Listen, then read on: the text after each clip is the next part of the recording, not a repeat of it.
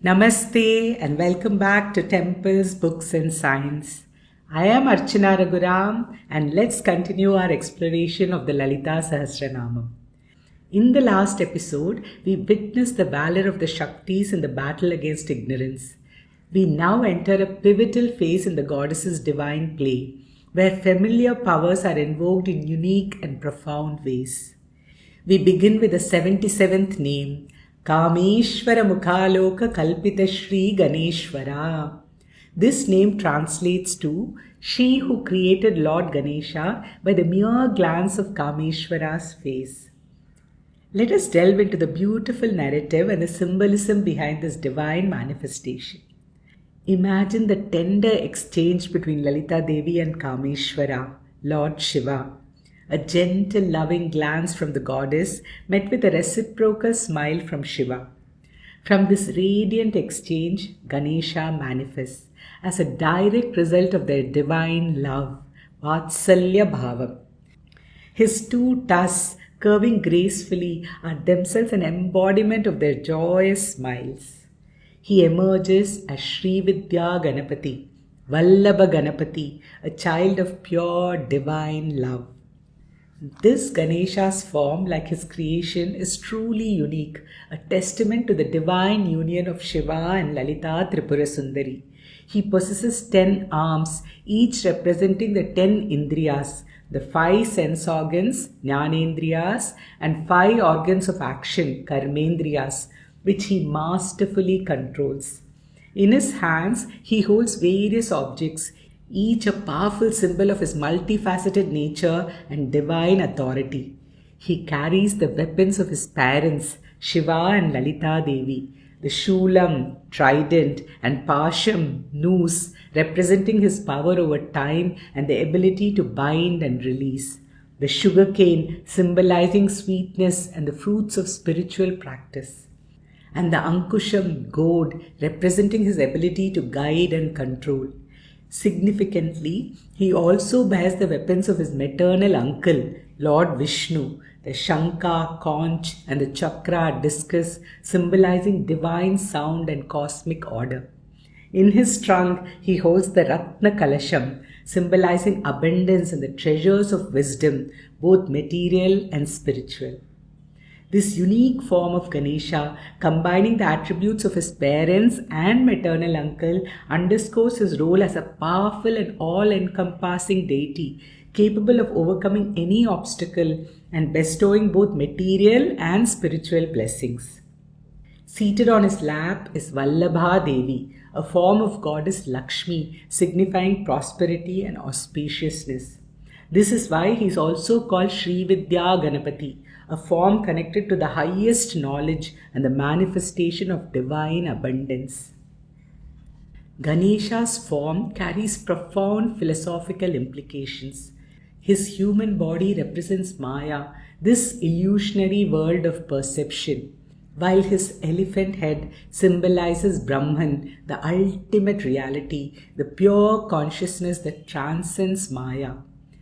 Thus, his form eloquently illustrates the truth that the universe, though seemingly real, functions within and through Brahman. Brahman pervades and yet transcends the universe. Ganesha, with his elephant head atop a human body, embodies this duality, the Vyakta and Avyakta Swarupam of Brahman. Vyaktam, the manifest universe, is Lalita. Avyaktam, the pure consciousness, is Shiva. And Ganapati is the harmonious union of both.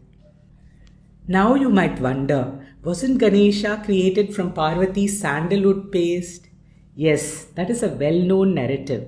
However, in the vast tapestry of Sanatana Dharma, these stories are not contradictory. In the infinite cycles of creation and destruction, divine beings manifest in countless ways across countless universes. Somewhere in some universe, this is how Ganesha was created, through the loving glance of Shiva and Lalita. This exemplifies the beauty of our timeless tradition, multifaceted stories reflecting the infinite possibilities of the divine. It should also be noted that these divine manifestations are not arbitrary. Each sacred story and form embodies a unique facet of the divine, a principle beautifully reflected in the diverse mantras associated with them. The various forms of Ganesha itself possess distinct mantras.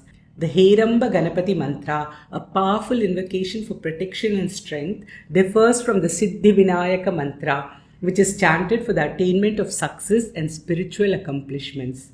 Similarly, the Vallabha Ganapati mantra, associated with this form of Ganesha, is a 28-syllable invocation specifically designed to dispel doubts, foster clarity, and cultivate unwavering faith. Each form, each mantra serves a distinct purpose. This leads us to a crucial question. Why did Lalita Devi invoke Ganesha in this specific form? With her arsenal of 64 crore Shaktis, why was her son needed? What unique challenge did Bhandasura present that necessitated Ganesha's intervention? The answer to this intriguing question and the specific purpose of this manifestation can be understood in the next name. The 78th name in the Lalitasahasranamam is Mahaganesha Nirbhinna Vignayantra Praharshita. This name means she who was overjoyed by Mahaganesha's destruction of Vignayantra. Vignayantra means the yantra that creates obstacles. This name signifies Lalita's joy at Ganesha's swift action in overcoming the obstacle presented by Bhandasura's army. To understand Lalita's joy, we need to delve into the nature of the obstacle Ganesha overcame, the Vigna Yantra. To hinder Lalita Devi's forces, Vishukra, Bhandasura's brother, unleashed a formidable weapon, the Vigna Yantra, also known as Jayavigna Shila.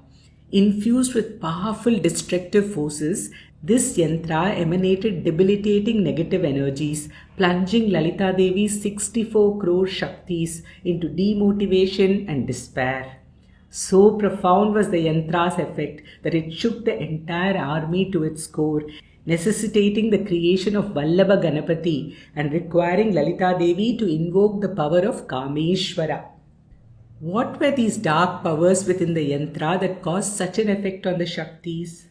If you know their names, it will become clear to you that this is a war that is being waged within us, in our minds. These are the names of the dark powers that Vishukra infused into the Vigna Yantra. Alasa, which means laziness. Kripana means a sense of poverty, neediness. Deena, feeling of inferiority, helplessness. Nidra, sleep. Tandra, which means sluggishness or lack of vitality and energy.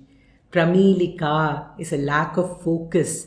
Kliba, lack of courage. Nirahankara, lack of self-confidence and self-belief. Notably, Kliba, lack of courage, is one of the dark forces that Lord Krishna warns Arjuna against in the Bhagavad Gita. In fact, these are his first words to Arjuna. Klaibyam masmagama partha. Yield not to this klibam, O Partha, it does not become you. So, how did Ganesha counter the debilitating effects of the Vigna Yantra's dark powers?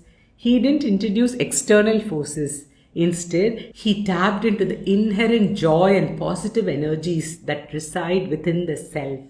He invoked Amoda, joy, the simple pure joy that is the foundation of our being. Pramoda, great joy, the overflowing exuberant joy that transcends ordinary happiness. Sumukha, cheerfulness, the radiant positivity that brightens our inner landscape. Durmukha, determination, the unwavering resolve that arises from a joyful heart. Avigna, absence of obstacles, the natural state of freedom that emerges when joy prevails. Vignakarta, creator of obstacles for negative forces, the power to redirect and obstruct negativity through the strength of pure joy. It was through these inherent states of joy and positivity that Ganesha shattered the Vigna Yantra. This act demonstrates that the most potent weapon against negativity is not external force, but the cultivation and activation of the innate joy that dwells within us. It also indicates that all the negative qualities like laziness, miserliness, lack of courage are inherently incompatible with happiness. By tapping into this inner source of bliss, we effectively dismantle the obstacles that hinder our spiritual progress and dispel the darkness that clouds our minds.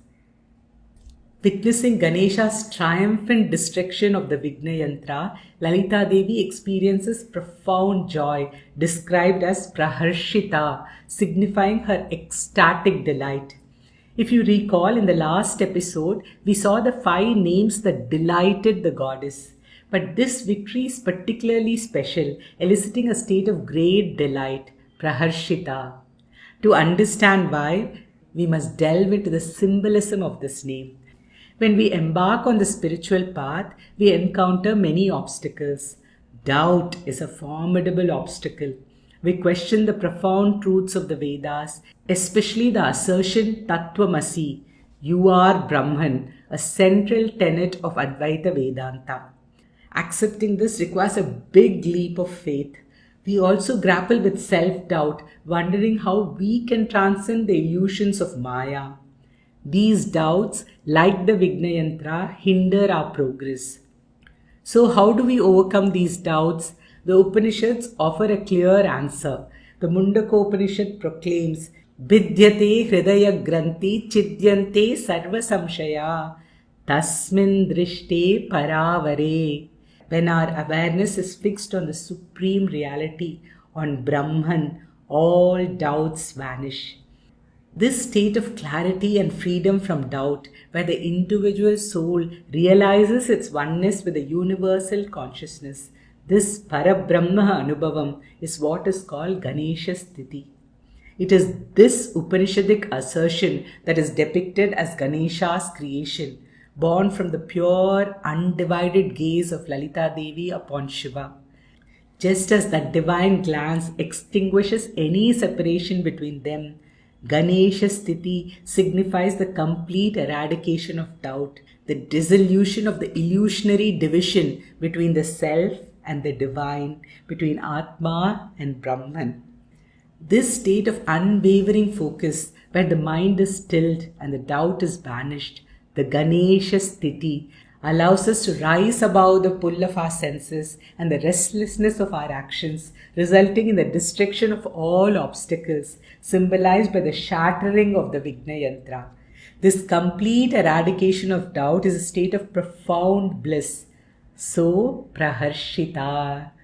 Thus, Lalita Devi's invocation of Vallabha Ganapati to destroy the Vigna Yantra embodies a profound spiritual truth, a guide for us to remove our own internal obstacles and attain the state of unified vision, the Ganesha Sthiti.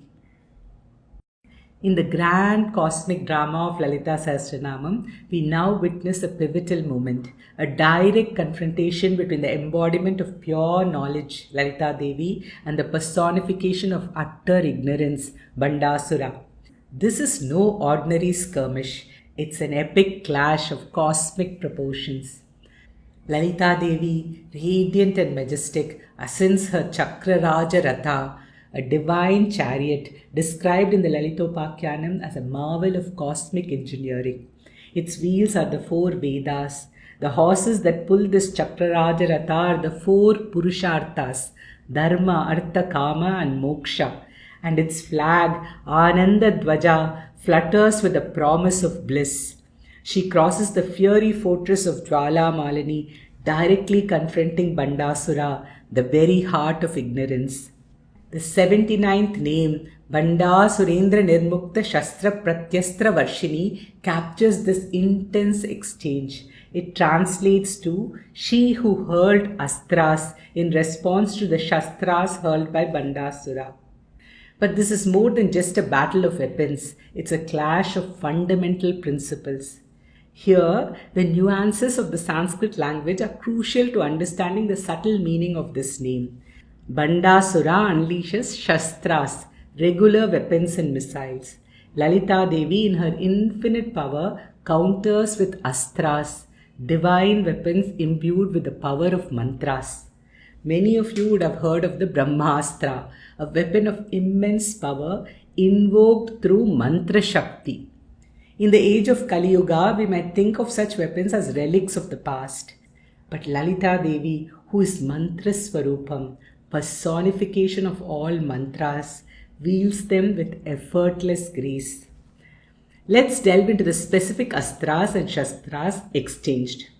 Bhandasura launches a shastra called avidya, ignorance, the force that obscures our true nature.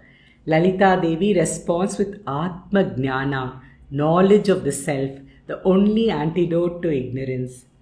He unleashes Andata Misraka, the great darkness, which she dispels with Mahatarani Astra, the great sun. He fires Pakanda Shastra. Pakanda means heresy, atheism, disbelief in the Vedas, which she counters with Gayatri Astram. Gayatri is considered the mother of the Vedas. He sends Andhashastra, blindness. She subdues with Chakshushmata, endowment with eyes.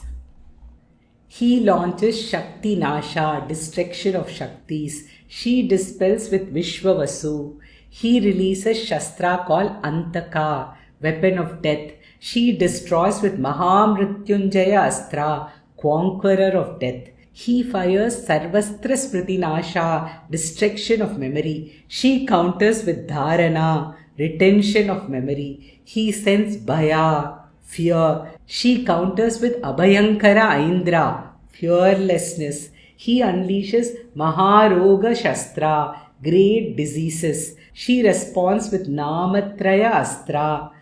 Namatraya are the three names of Vishnu, Achyuta, Ananta, Govinda, which are said to have the power to destroy all diseases. He fires Ayur Nashana, destruction of longevity. She counters with Kala Sankarshini, control over time. He unleashes Mahasura Astra, a missile of Asuras. She responds by invoking Durga, the slayer of Asuras. He sends Mukastra, dumbness. She counters with Mahavagvadini, eloquence. Notice a pattern. Each of Bhandasura's weapons represent a form of ignorance or negativity, while Lalita Devi's astras embody the corresponding divine knowledge and power. Let's take a closer look. The first Shastra and Astra were Avidya and Atmajnana.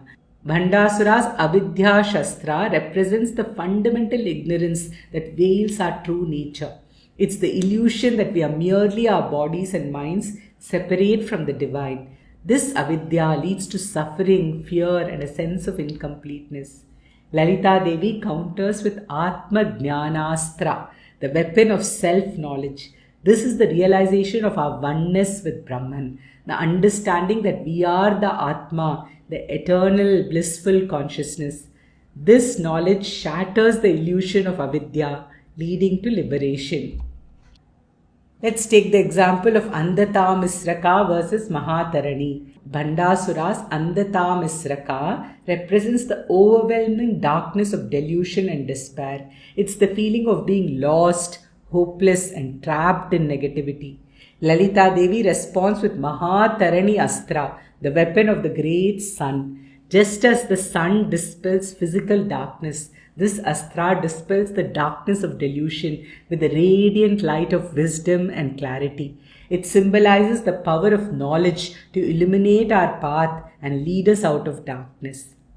These examples illustrate the core message that this battle is not just a physical conflict. It's a symbolic representation of the eternal struggle between ignorance and knowledge, darkness and light, delusion and truth. It is also important to note that these astras used by Lalita are not just weapons. They are also the names of mantras used in Sri Vidya Upasana, possessing the power to destroy the negative tendencies represented by Bhandasura's Shastras, both in the cosmic battle and within us. For instance, Bhandasura launches Sarvastra Smriti Nasha, the weapon of memory destruction, This represents the mental state where we lose our connection to the spiritual teachings, past experiences, and even our own sense of self. Lalita Devi counters with Dharanastra, the weapon of memory retention. Dharana is a powerful mantra and a key practice in yoga and meditation. In Sri Vidya Upasana, the practice of dharana involves focusing the mind on a single point, strengthening our ability to remember and retain spiritual knowledge. The chanting of dharana mantra and the practice of dharana itself helps to cultivate mental clarity, strengthen our memory, and overcome the destructive effects of forgetfulness. So, the names of these astras are not merely symbolic, they are potent mantras, tools for inner transformation. The power of these mantras lies in their ability to purify our consciousness, invoke divine grace, and ultimately liberate us from suffering. As the cosmic battle intensifies, Bhandasura escalates his offensive, now wielding astras, weapons imbued with powerful mantras.